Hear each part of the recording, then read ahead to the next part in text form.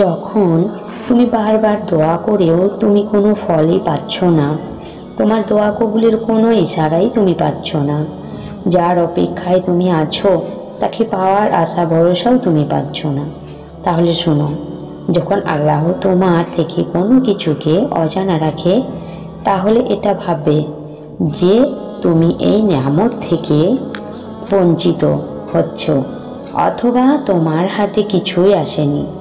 মানুষের জ্ঞান এতই কম যে সে এটা জানতেই পারে না যে তার জীবনের অন্ধকারে কি লুকিয়ে আছে।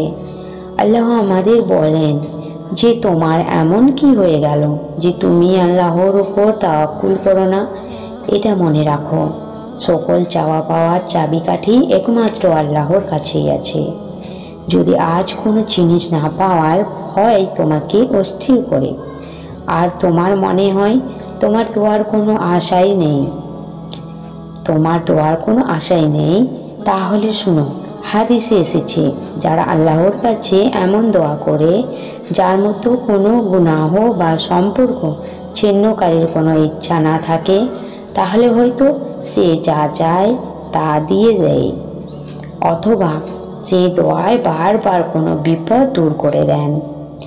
জানো কি দোয়ার রাস্তায় কেন বাধা আসে? ওয়াসিফ আলী ওয়াসিফ বলেছেন, তুমি কখনো কারো জীবনে সেই ভুল হয়ে যেও না যার বিনিময়ে তুমি নীরবতা ও বরদোয়া পাও। এই নীরবতাই তোমার কাছে বাধা সৃষ্টি করে। রাসূলুল্লাহ সাল্লাল্লাহু আলাইহি সাল্লাম বলেছেন যে ব্যক্তি চায় যে আল্লাহ তার চাওয়া পূরণ করে দেখ, তাহলে সে যেন আল্লাহকে ভয় পায় ও ভালো কাজ করে। কোনো একজন জিজ্ঞাসা করেছিল যে কিভাবে বুঝবো যে দোয়াগুলো আমি বারবার চাই তা কবুল হবে কিনা, তার ইশারা কি? তো শুনো, যতটা তুমি আল্লাহর উপর রাজি হও ততটাই তিনি তোমার উপর রাজি হয়। যদি তুমি মনের ভিতরে অভিযোগ রেখে তোমার ভাগ্যকে প্রশ্ন করতে থাকো, তাহলে আল্লাহ তার প্রতি এত নারাজ হন যে তার সব দোয়া কবুলে বাধা আসতে থাকে। জানো কি তোমার উপর শয়তানের প্রথম আক্রমণ কি? যদি তুমি তোমার ভাগ্যকে দোষারোপ করতে থাকো, এরপর শয়তান তোমাকে অন্ধকারে নিয়ে যাবে। কোরআনে বলা আছে, যদি শয়তানের আভাস তুমি পাও তাহলে আল্লাহর কাছে আশ্রয় চাও, অবশ্যই আল্লাহ শোনে ও জানেন।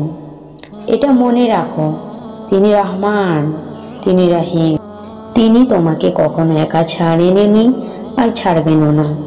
যদি তোমার মনে হয় যে কবুলিয়তের রাস্তা কঠিন হয়ে যাচ্ছে আর কিছু হাসিল করা অসম্ভব হয়ে যাচ্ছে, তাহলে জেনে রাখো যে এই মুশকিল সময় আল্লাহর তরফ থেকেই দেওয়া, যা আপনাকে সহজ পথে নিয়ে যেতে চাচ্ছে।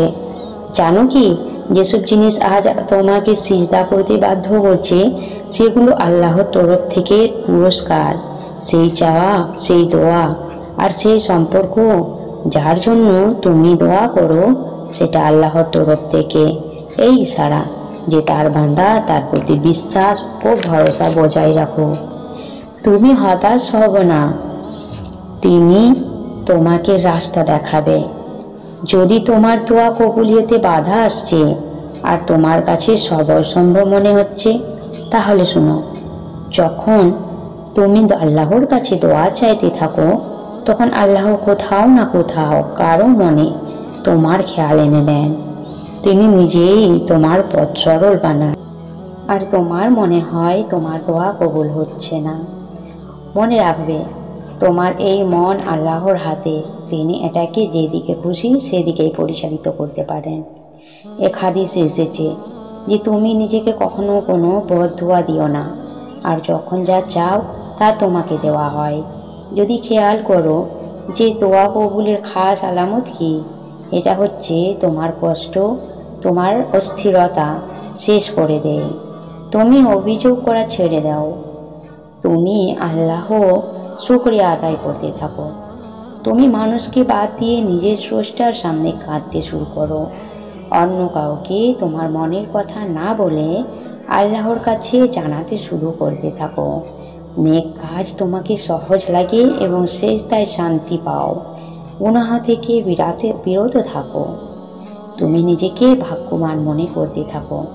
জেনে রাখো, তখন শুধু তোমার দোয়াই কবুল হয় না, বরং আল্লাহর বরকায় তোমাকে কবুল করিয়ে নেওয়া হয়। দেখবেন একদিন তোমার কাছে সব থাকবে যেটা তুমি চেয়েছিলে এবং অনেক সবর করেছিলে। রাতের পর রাত জেগে কান্না করে চোখের পানি ফেলে দোয়া করেছিলে। ইনশাল্লাহ আল্লাহ খুব শীঘ্রই তা কবুল করে নেবে। যার জন্য তুমি আশা রাখো, খুব শীঘ্রই তিনি তোমার দোয়ায় কোন বলবেন ইনশাল্লাহ। আমাদের চ্যানেলে যারা নতুন, চ্যানেলটিকে সাবস্ক্রাইব করে পাশে থাকবেন।